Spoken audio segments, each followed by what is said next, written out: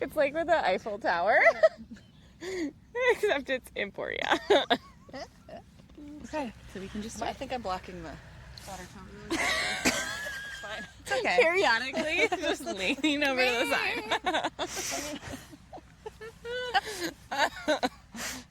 We're trying to be really cute. Aesthetic. I'm not sure we're aesthetic people. Is it there? Laura, do your pointing. Where is it?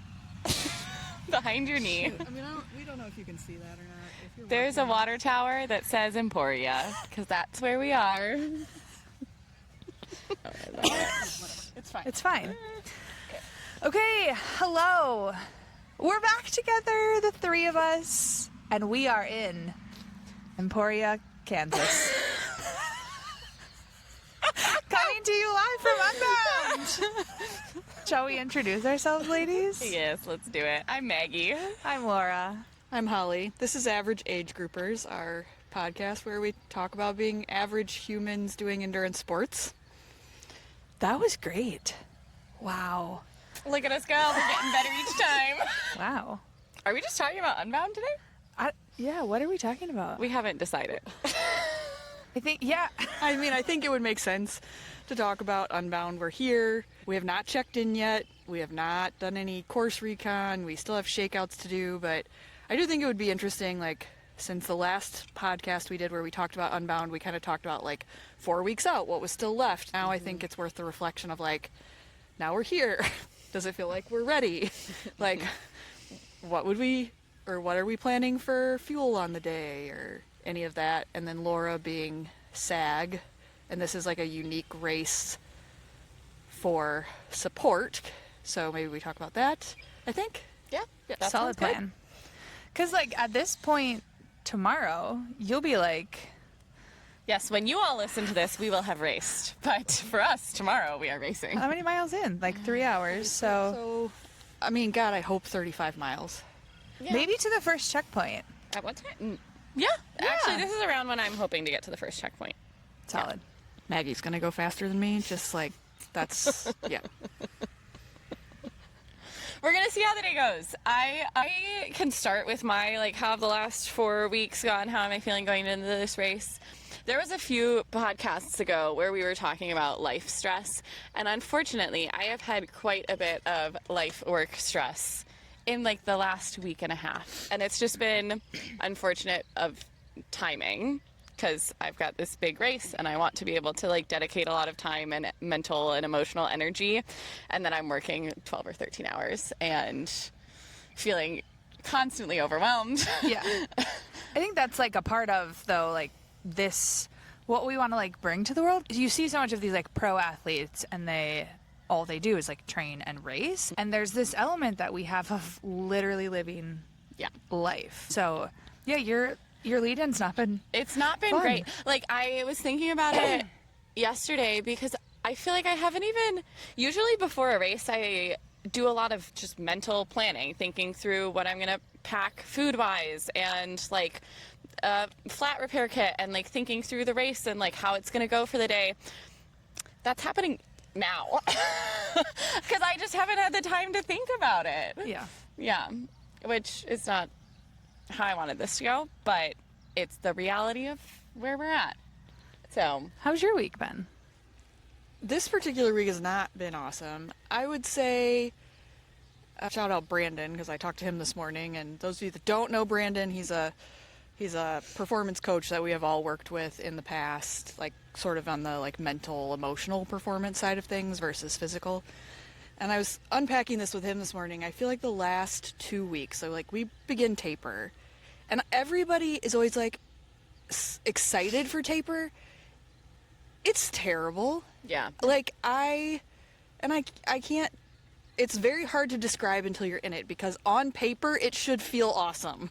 Like, on paper you're doing way less volume. On paper, like, you have all this free time.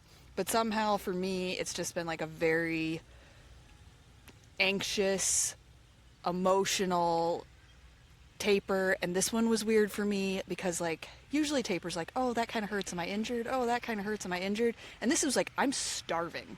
Like, all the time I've been so hungry, And I'm like, how can I possibly be this hungry all the time? I'm not even doing anything. And then just like, to your point of like work life stuff, like work has been, it's not that it's been like a lot of long days, but just like emotionally a lot of things. Like what I for my day job, I work in an HR job, and that's people focused and change management focused, and navigating that not only for yourself, but then also trying to guide other people through that. And that just has like an element of emotional exhaustion, I guess. So one of our teammates on my HR team quit, and so like there was also like that news and like dealing with that. So yeah, like the last 2 weeks I would say has been tougher than what I would have hoped for. Also still navigating post car accident related things, which sucks. So yeah. I mean, they call it Taper Crazies. Actually, for a reason. I don't think I've ever spoken to someone who's like, I love Taper. I feel amazing. Well, and like to your point of you should have more time. I have not had more time, and I feel like I'm not coming into this race rested because I was still fitting in the training, which was a decreased load, but then I had increase in other aspects, and so like I have not been getting a lot of sleep leading up to this. Yeah, taper's not fun, and then there's like the other elements that have been just like, making it harder. So My week's been great, guys. I only worked 2 days. Although it is like there's this weird, like prepping to SAG for this race has been a little tricky, mainly because I'm probably going to go at some points like 4 hours without seeing them. 4 to 6. Yeah. So we've talked about sagging and like, you're like, okay, they're going to be here at this time and I need to be there. And then you're like way too early. I'm like, oh dear God, this will be interesting. Yeah, it's also funny because there are 3 aid stations that you can be at, and I shared a note with Laura this morning, and it's like for the first aid station, I've got a window of, 30 minutes where I'm like, I think I'll arrive here, and then the next aid station, it's like an hour and a half, and then the next aid station, it's 2.5 hours. I'm like, I'm going to be there sometime, but... Sometime between this time and this time. You could take a full nap. Yep. Which I probably will do at Yeah. some point. How is your bike doing? Yeah, I think, we should talk about the bike tech, because you did some stuff to prep your bike. I did some stuff to prep my bike. Possibly I made the wrong choice now that we're here and it's been raining here, but we're going to find out tomorrow. I learned about peanut butter mud recently, so... So coming into this, and I think we talked about this in our 4 weeks out podcast, but I had talked to someone who's done this race twice, and he said, you need to plan to be as comfortable as possible. He's like, whatever you do, plan for comfort above anything else. Like, don't think about aero gains, don't think about whatever, plan for comfort. So put the widest tires you can on your bike, like make sure your seat is good, double wrap your bars, like all of this sort of stuff. So that is what I've had in my brain this whole time. And so 2 weeks ago, I think, for my last long ride, I think it was long, whatever, doesn't matter. We put 54s on my bike, which is excessive. Like It's a wide tire. It's the biggest tire that can fit on my bike, which means I have clearance, but it's like 3 millimeters, which is fine if it's dry, but now it's going to be muddy. And so I have 3 millimeters of clearance and might have to like stop and clear mud more often because of that.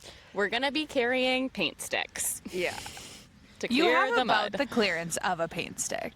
Yes. Yep, that's how when we put the tires on, so our friend and teammate Paul helped us like put these new tires on and like go through all of this. And he was like, if I can stick my Allen wrench, which is about 3 millimeters, between the wheel and the frame, like your clearance is fine. And we talked about it. He was like, I don't know, when you think about things in terms of millimeters, he's like, if you were to go to a smaller tire, like the difference for clearing mud of another 2 millimeters, like really what difference does it make? So he's like, I don't think that that's like I don't think you should necessarily base your decision on the clearance if you're worried about comfort. And I am hoping that the majority of this course will be dry enough that the comfort will still play in my favor versus the mud clearance. Because wide tires are so much more comfortable. It's insane how much of a difference it makes. So those are set up tubeless. My bars are double wrapped now. He also helped us do that. Not double wrapped. My bars are, we put the gel stuff and then wrapped over it. So it's like double wrap, only it's actually like there's another layer of stuff in there. In fact, it's so cushy that I rode my tri-bike twice, 2 or 3 times in the taper for this, because I'll get to the chain waxing in a second. But like, I was like riding and I was like, my hands hurt. Because those are just like normal wrapped or whatever, and I was like whining about it now that I've gotten so used to my like squishy, comfy bars. So yes, they are like very padded, and hopefully that will just help with like over the course of what's likely to be a 20-hour day. And then the last thing we did after our last long, which wasn't that long, but gravel ride, was Aaron and I waxed our chains. Nice. And so again, our teammate and friend Paul helped us do that. He has a whole setup in his garage. Shout out Paul. I don't think he listens to this, but shout out Paul, because I like really think someday we're gonna have to have a bike tech day with Paul where he like teaches everybody how to do all this stuff. I also think that there's going to be a bike or a chain waxing station in my house in the near future, because Aaron was like, of course, all into this. Yeah. Geeking out about wax. It's very easy, but it's nice. Well, and it's supposed to like last longer than just like cleaning your chain and like lubing it with a normal liquid lube. Yeah. Feels very weird. Well, Paul, okay, maybe someday we'll have him on the podcast to talk about this, but he even like blends his own wax, like a special, like 2 different kinds of wax, because then it like stays on longer or better or something. I don't know all the details, but like I was talking with his wife and she was like, yeah, now we're like mixing our own wax blend. It's like a thing. So They will probably have it like trademarked and like that's hilarious. I love tequila that. sparkles is what it's going to be called. Tequila sparkles. That'd be perfect. There's some easy branding there. I Easy feel. branding. Yeah. Easy branding.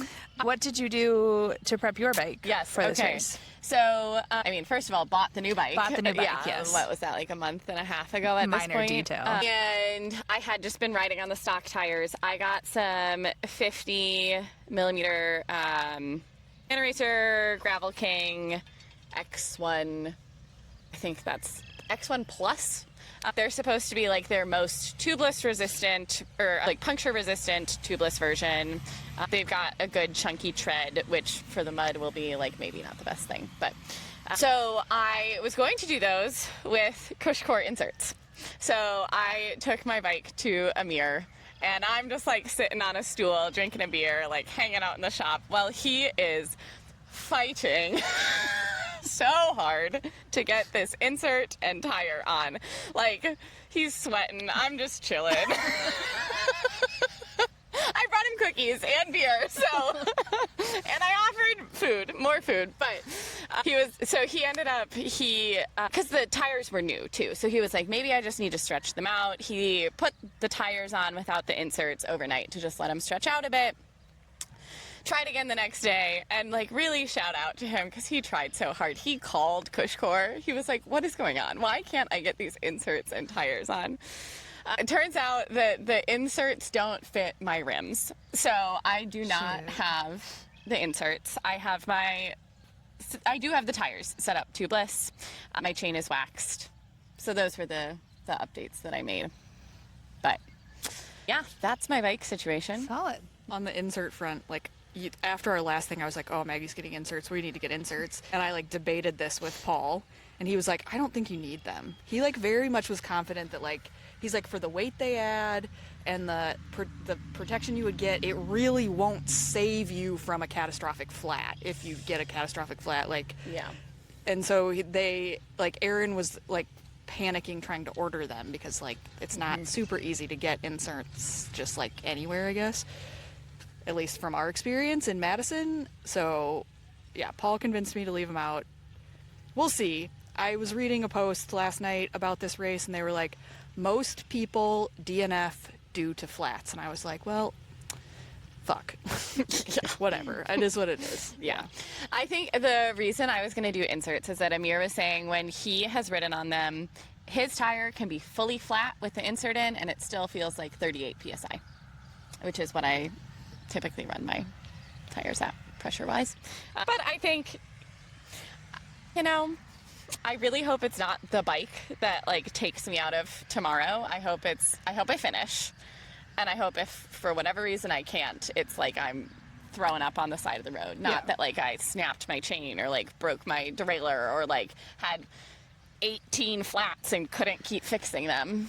Because the interesting difference of like triathlons compared to like just Unbound specific is there's not like a bike mechanic That's traveling anywhere around the race. or Yeah, no. that you have the ability to use. Like you have to have all of your own stuff. So like essentially you'd have to pack full on spare tires. Which if you actually I do have. And I'm going to have, so Laura's going to be sagging. Our friend Tara is also going to be sagging, and Alyssa's family. I have a separate set of tires that I will have in a car just in case. And I have 2 tubes.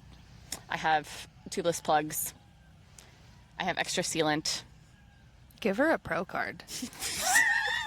Might be a little early for that. We'll see.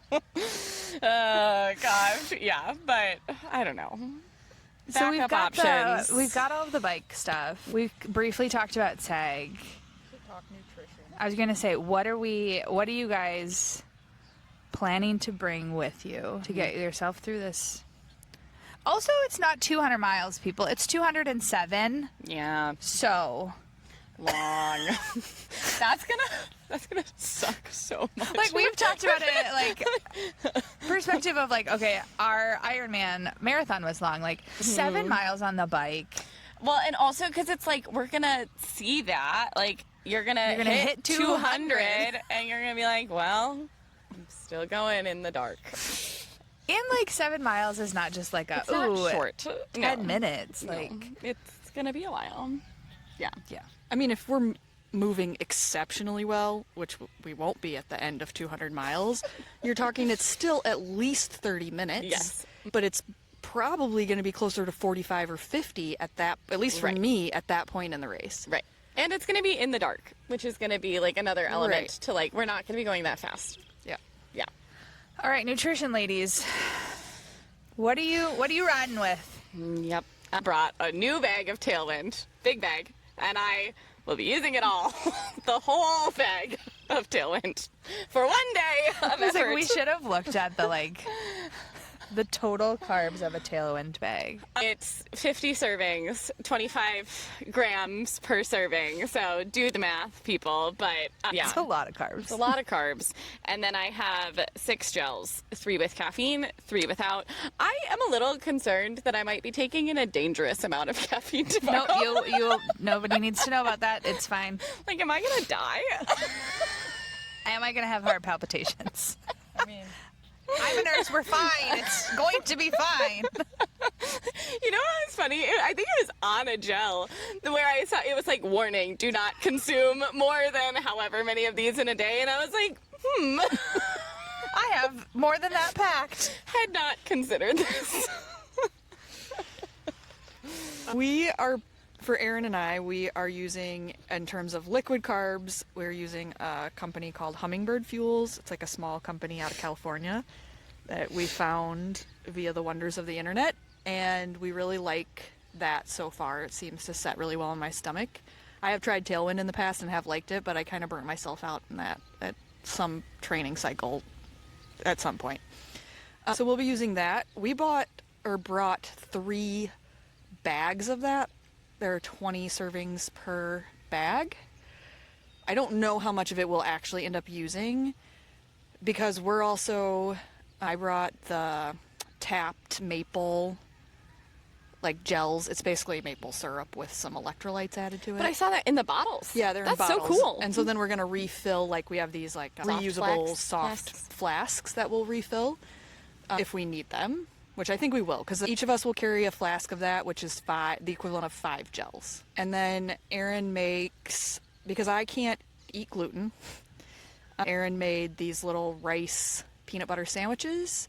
And so the plan will also be to like eat as much of that as I can stomach. He will be able to stomach more than I will be able to, but like to eat as much of those. So that's like a real food element versus just like carb mix and gels. And so that I think will be the main basis we plan to have with Laura for if we need it. Oh, also cookies. So we're going to do Oreo cookies. One of the things I discovered at some point in this training cycle was that I can't do carb mix and like gummy candy, that it gives me like the worst feeling heartburn. And then while that's distracting from like the pain of biking, it's like very uncomfortable and like You feel like you're going to throw up if it's like bad enough. yeah. So yeah, that's like the plan is cookies, rice, peanut butter, and then Laura will have a couple of salty options in the car if we get like we can't handle it anymore with other stuff. I'm going to have Red Bull in the car for me. I will also have Red Bull in the car for me. And then some peanut butter and jelly sandwiches. Coke. Yeah, we'll have Coke. And then I'm planning on doing a lot of electrolytes because it's, I think it's going to be really humid tomorrow. It is supposed to get up to like high 80s now. So I'm planning to do like 1,000 milligrams of sodium an hour. I have electrolyte packets that I'll mix in with my carb mix, and then I have salt pills that I'll carry with me just in case.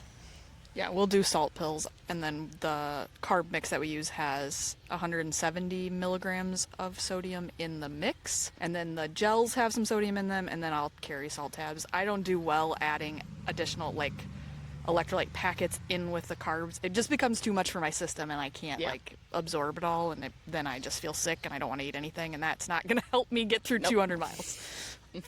Not at all. Not at all. Yeah. I'm eating sandwiches, Scandinavian swimmers, Red Bull. What else did I pack? Popcorn. I had a great snack on the drive here. Trader Joe's has hot honey popcorn right now. It's delicious. Oh, what were those? I got these like tortilla rolls, ranch things. From Trader Joe's. Yeah. I have the same. Yep. Yeah. Yep, also in my car. So those are my snacks. Perfect. I love it. And you know, anyone can have them because Yeah. I also did read an athlete guide. We can like stop at any like businesses we see along the way, and like we can buy fuel and refuel ourselves. We just have to like, if you exit the course, you have to enter back where you exited. it's so interesting reading. It's like you have to enter the same point you exited. It's like, oh my God. Okay. Put Yep. a piece of chalk on the ground. Yeah. Mark your X. Yep. So I don't know. Maybe if I'm like really feeling like shit, I'll just like go buy some chips. Anything goes at that Some point. Lay's potato chips. That usually sounds good to me at the end of a long day. There's a bag in the car from a running race we did recently, so we do have a bag of Lay's potato Perfect. chips in the glove box. Perfect. Car snacks. Car snacks. Look at that. Yeah. Ideal. Yeah. So they roll out at 6:30 a.m. We've got 3 checkpoints. Sorry, we're staring at bikes as they drive by.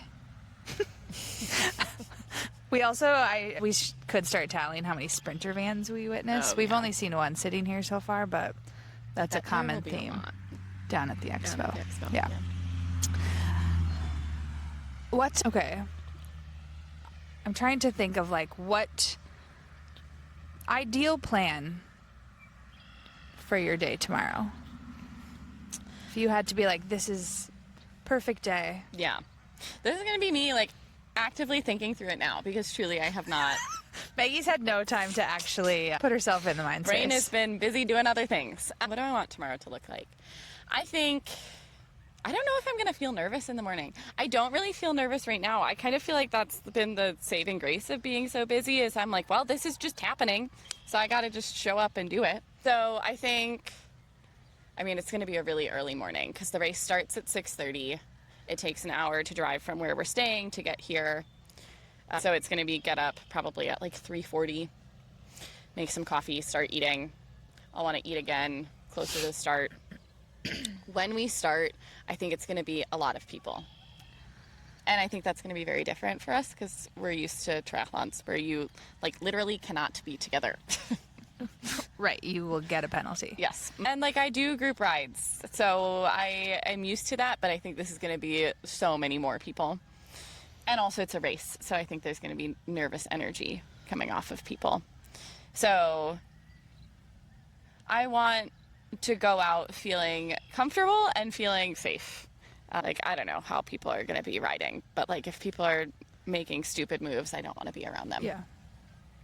So my plan is to just like try to feel relaxed from the start until the first aid station. Ideally, I would like to keep my aid station stops pretty short, like add in another bag of carbs into my water pack. I'm not planning on having the Red Bulls until aid stations 2 and 3. So I think first aid station will be pretty quick, like maybe hose off my bike, add the carbs to my pack, add the water to my pack, and I'm off again. It really feels bad for my legs if I am stopping for significant amounts of time on the bike, especially. So yeah, I'm thinking if there are muddy sections, I might walk those depending on how it's feeling. Like if it's feeling like ridiculous to try to ride through it, I'm just gonna walk. Yeah, and then I think, I don't know, first aid station to second aid station, I think I still want to feel like I'm relaxed, like I'm really feeling within myself, because that'll get us to 100 miles. At that second aid station, that is when I'm planning to have a Red Bull. So I'll stay there long enough to like add more carbs to my pack, add water to my pack, drink the Red Bull, and then be off. And then my longest training ride was 140, and I felt like I was really able to like truly hold it together for like that whole distance. So I don't know, 100 to 140, still try to feel relaxed. Next aid station's at 160, so like maybe I'll still feel relaxed up to 160. At 160, I again am planning to put more carbs and water in my pack, and I will have a Red Bull there as an option for me if I want it. But again, trying to keep the aid station stop like pretty quick and then roll out. And that's where, so that'll be 47 miles to the finish. That's where I'm going to let myself, like, I don't know how I'm going to feel at that point. If I'm feeling good, might as well go for it. Like, just. Also, like, at that point, it's kind of that, like, let's just be done. Let's Let's just go. Like, yeah. Yeah. And it was interesting. We listened to a podcast you had sent us from Bonk Babes, and it was interesting that the lady talked about, it's like, just leave every aid station. Yeah. At least, like, get yourself out of it and then decide, like, how you're feeling after you get out of it. Because I feel like we've all been in situations where you're, like, you're at the aid station, you're with your people, and you're like, this is terrible, I want to quit. And it's like, nope, like, actually keep going, and then you can evaluate. Yeah, she was like, you can tell your people, I might be back in 20 minutes, but leave. Right. And then decide. But I think that was like kind of a big part, even with Dairy Roubaix. It's like, okay, if we can get her rolling, if we can get her to keep going past us, like, the only next option is the next checkpoint. And so, like, if you can just keep yourself moving, that'll be key. Holly. I have zero expectation for any way that this is going to go. I haven't thought about anything outside of the slowest option for me, which I think would be running about 10 miles an hour is like what I am basing all of my estimates off of. And then being like, great, if I'm ahead of that, that's awesome, but not expecting to be ahead of that. I'm just hoping to be very consistent. So my goal isn't to like get faster or slower through the day, but just like, can I stay sort of on that pace and just be very consistent with that through everything? That has worked pretty well.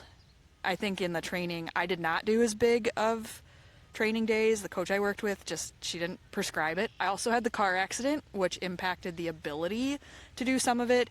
And then also my second long ride, we based everything off of time, so it was not based off of mileage. My second long ride, my goal had been to get to 90 miles in that second long ride. We had tornadoes in Wisconsin the night before this ride, and so the trail that we were on, there were so many down trees. It wasn't possible to go any faster than what we did that day, which I think was like 12 maybe, but it was because we had to stop, get off, climb over a tree, like go 3 miles, stop, get off, go over a tree. It was just, we actually hit a point on the trail where there was no way to go around the tree that was down, so we just had to turn around and go back. And then Aaron and I are like trying to add on mileage without any trees down, whatever. Anyway, so I don't have like a gauge in my brain of like what it will be like to go past. The longest I did it in my Ironman build was 115. So I don't have any like basis of anything past 115, and that was on a tri-bike on the road, like totally different.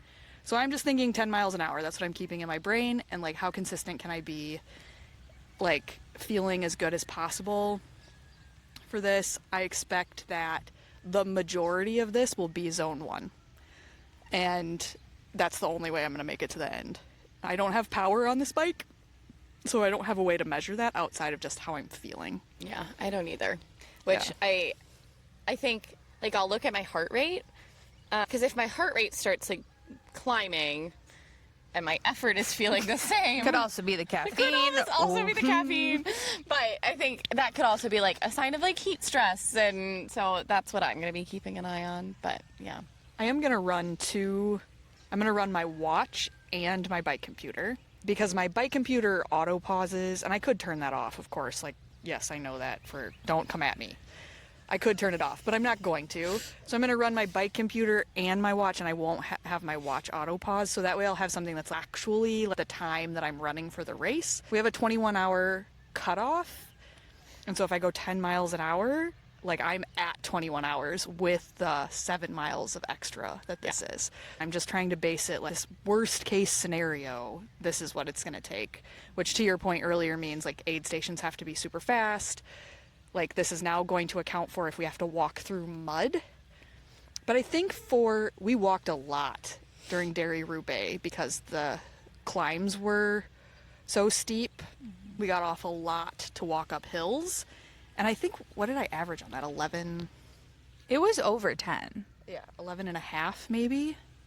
And this course, over 200 miles, will be similar elevation to what I did in 70 miles in Roubaix. and none of it looks like that punchy. Yeah, Like they were talking about like 10% grade as like the steep stuff. Some of the Roubaix hills, like even driving them, we were like, Can the car make it? yeah, like I'd get off my bike too. So I feel like that race was a good setup yeah. for this. I mean, I think if I average 11 and a half tomorrow, like I will be thrilled. I'm planning for 10. If we do better, amazing. I just don't know how to gauge it, because the other thing about here, like Roubaix was chunky, loose gravel, but otherwise we've been riding on a trail that's like really nice, like crushed limestone. I don't think it's like fully champagne gravel because it was still pretty soft, but like not chunky, not super unstable, not like crazy sharp rocks. And so that element of technical stuff will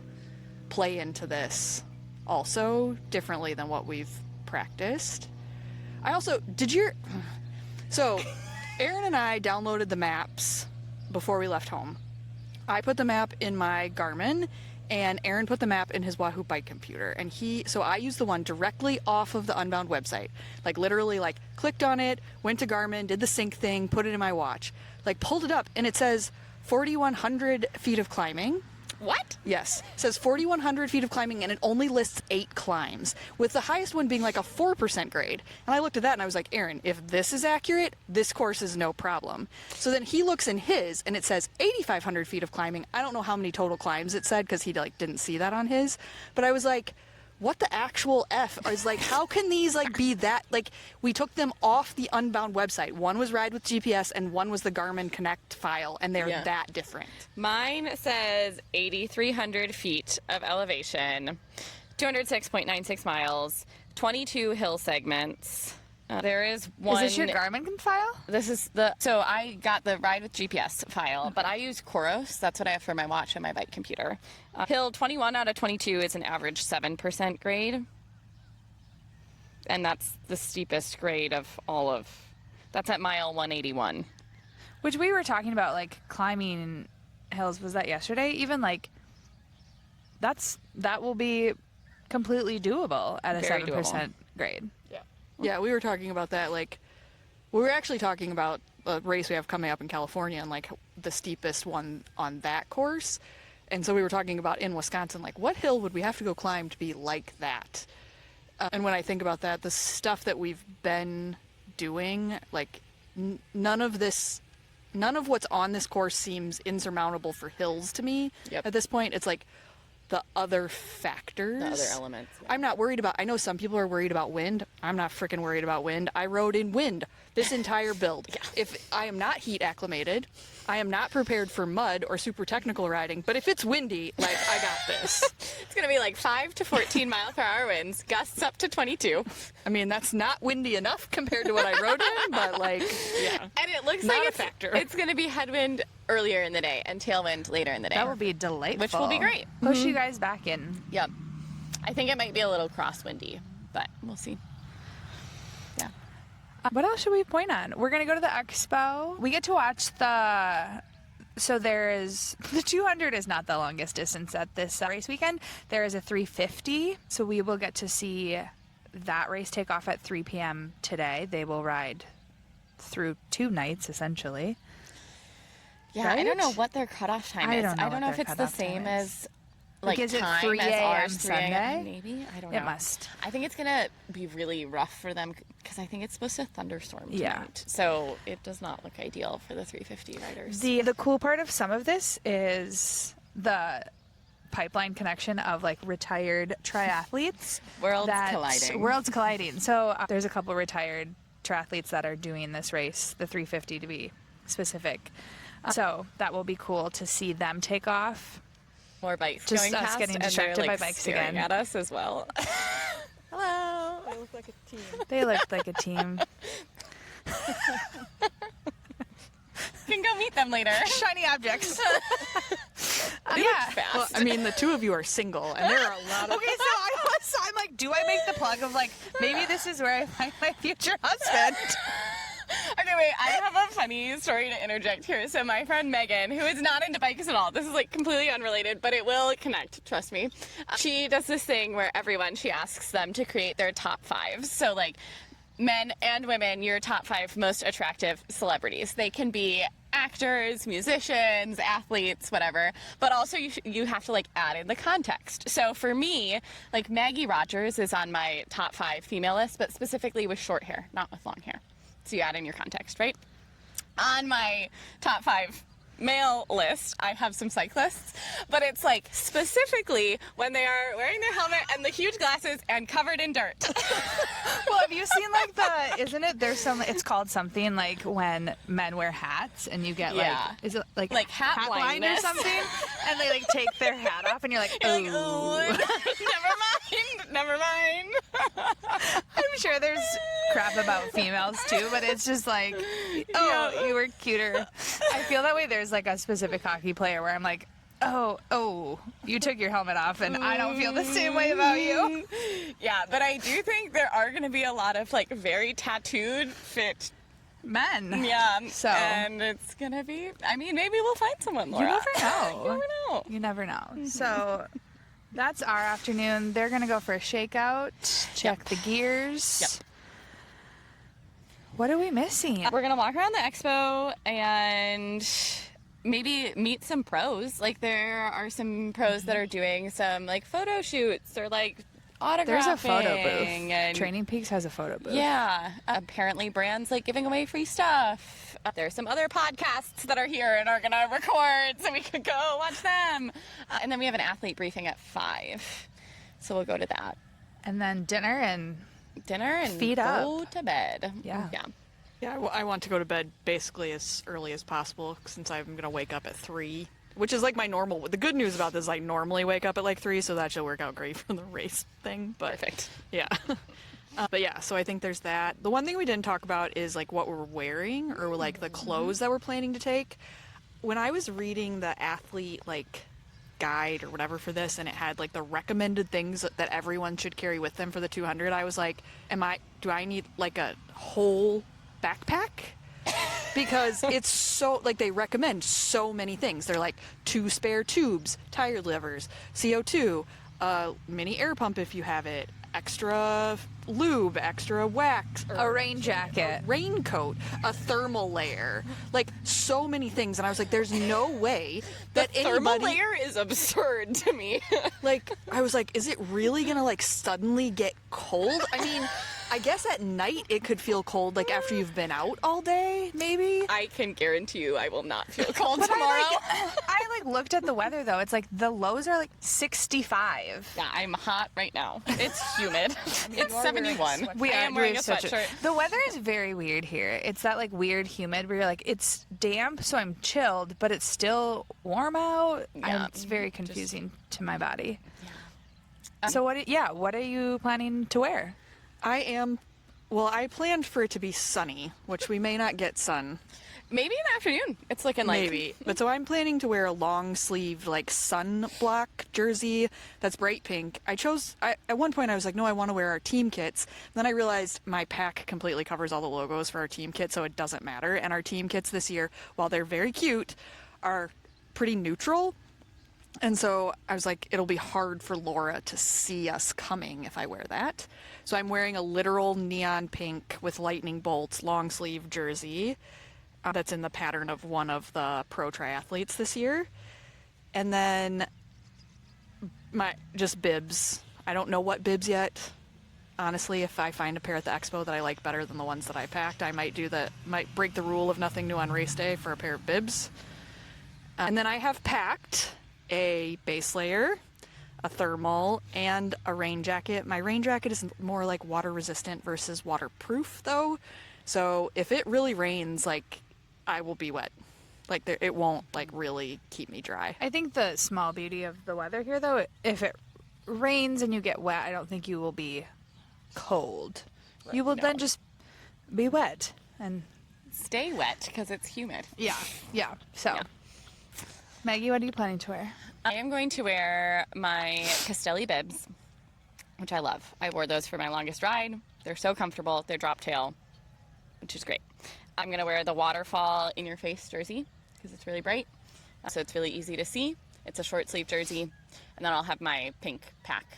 I will have a rain jacket in the car. I did bring a pair of lightweight arm sleeves that I'll also have in the car. There's no way I'm gonna need those, but like I'll have them in the car. And yeah, I think that's it for what I'm gonna wear. But Gloves. I also got gloves. I don't know that I'll be able to wear them the whole time, but I do have them. yes, Yeah. I will wear gloves the whole time. Our friend Tara is riding by. Oh, I can't turn the camera around that fast. We truly are gonna have to bring Tara on. I asked her if she wanted She to, can and just she. come bike Tara, come say hi. bike into the film. If you go behind us, you'll be caught in the back. There she goes through the thick grass.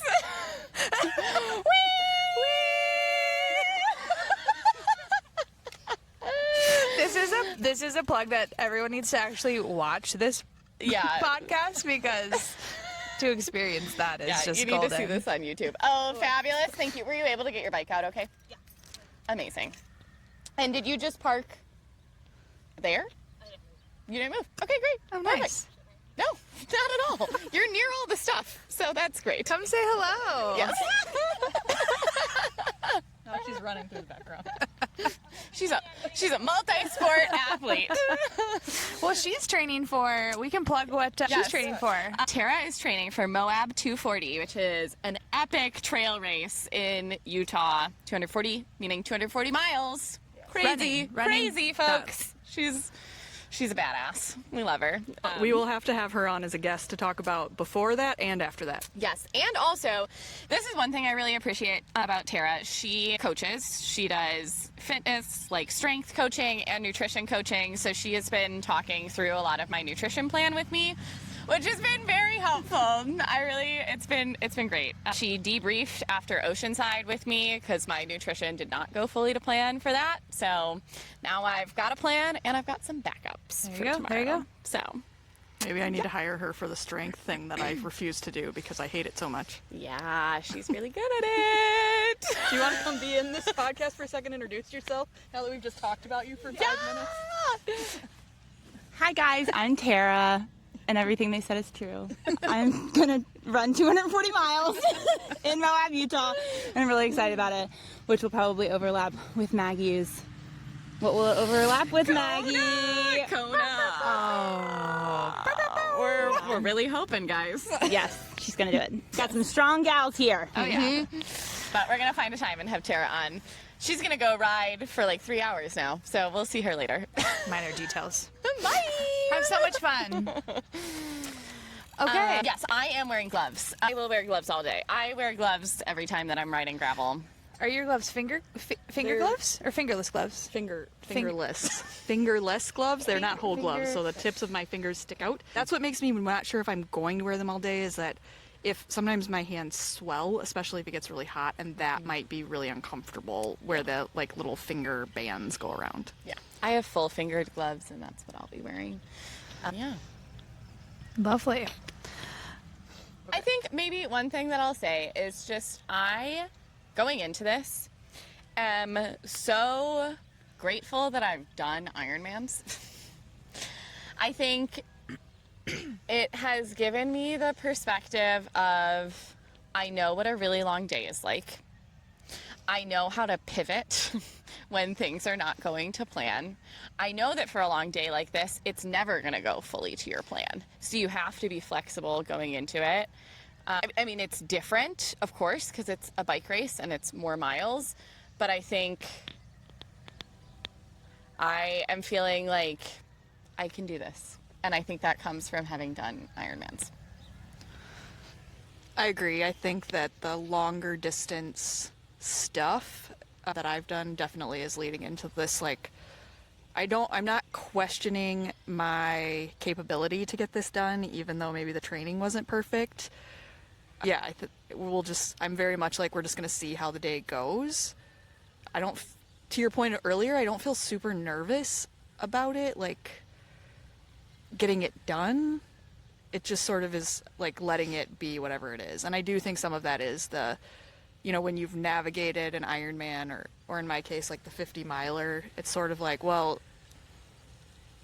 you could have the best, most perfect plan in the world, and then something out of your control happens. Like, it might rain all day. Yeah. And we can't control that, so. Yep, exactly.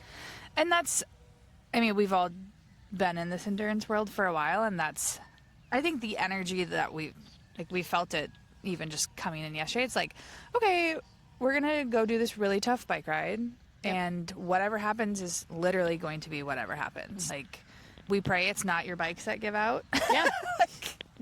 And we also pray that nothing with you guys gives out, and just keep moving forward and cross that finish line. And I think, like, in some ways, I wasn't sure how this was going to feel coming into this, because an Ironman is very individual. You have to race by yourself. You can't draft on the bike. You could be with people on the run, but otherwise, like, it's very individual. For this race, you could race it with other people the whole time. Yeah.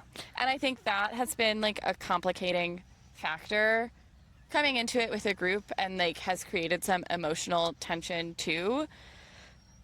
But I think at the end of the day, like, we're all responsible for ourselves and, like, getting this race done ourselves. We're going to support each other, like, when we can, but it's still an individual day. It's still an individual race. Because the three of us have talked about that too, of, like, you do have to have some grace, and, like, you each do need to race your own race. Like, yes, would it be delightful if, like, all 5 of you could, like, bike together and finish together and, like, have this epic day, but that's like a perfect world, and we don't exist in a perfect world. Yeah, and we're gonna get, like, separated in the pack in the beginning, like, So just, like, knowing it's got to be your own race. Yeah.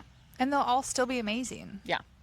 The only person who's, like, stuck with somebody is Aaron, because he committed to riding with me for this. So, unfortunately, like, he's a little stuck.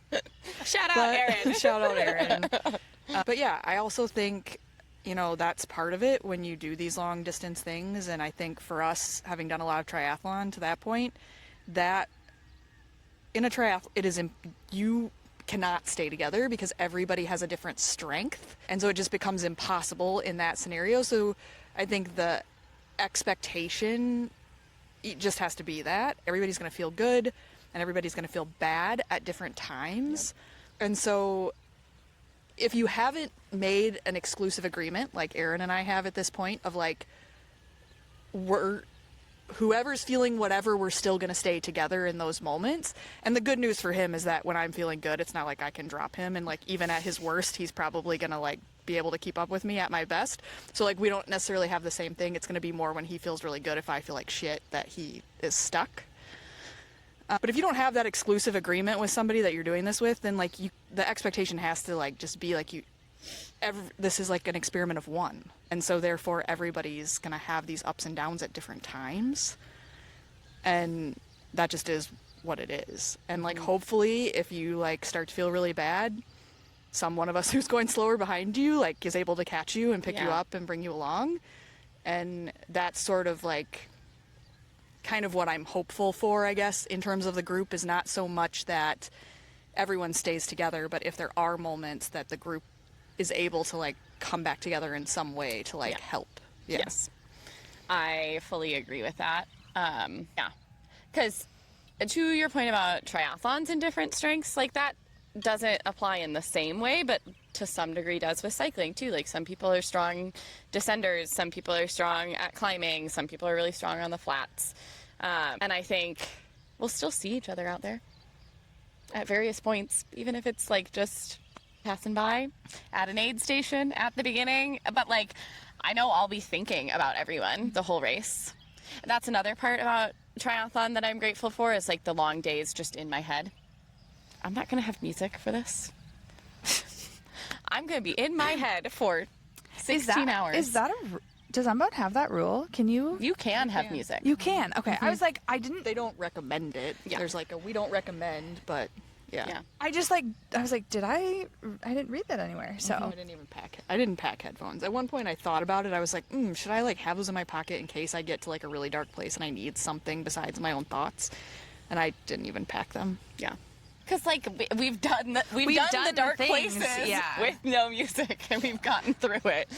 We just like to sit in those dark places. Yup, exactly. Consumed by your thoughts. In a weird way, I'm kind of looking forward to that. Like, well, okay, so we're gonna have to get close to wrapping here because I know we're getting to time. But like Courtney Dauwalter, who's a major ultra runner, and I don't think we've ever talked about.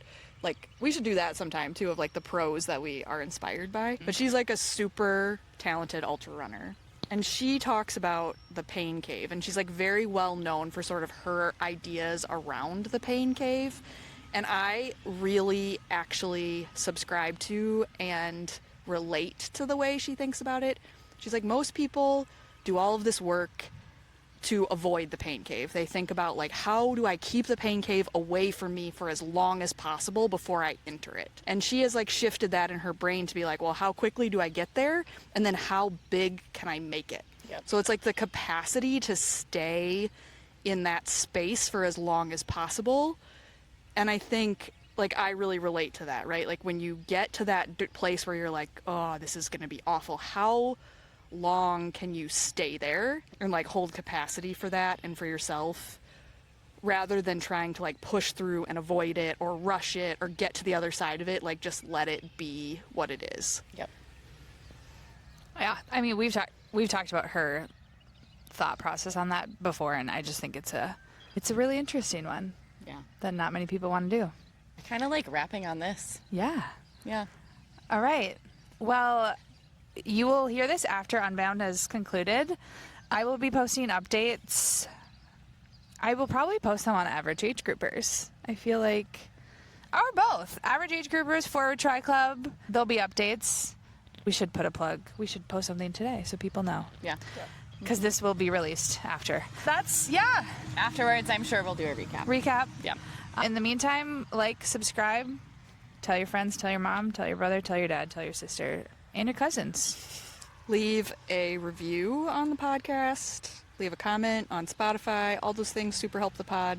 Follow us there. Follow us on YouTube. We have a TikTok. We have a now. TikTok now. Update. And an email. If you have any questions, comments, concerns, want to be on the pod, it is Email us. averageagegroupers@outlook.com. I think it's Outlook. Not Gmail? No, I don't, guys, I did it in the Okay, car so we're- yesterday. Don't worry about it. You can still email us. Okay. Perfect. Wrap us Okay, up, Maggie. bye. You didn't give me Gmail as an option. It's fine, you guys. Surprise. I I was know. like, Outlook? Whatever. What would have been funnier is if you said Hotmail. That was the other option.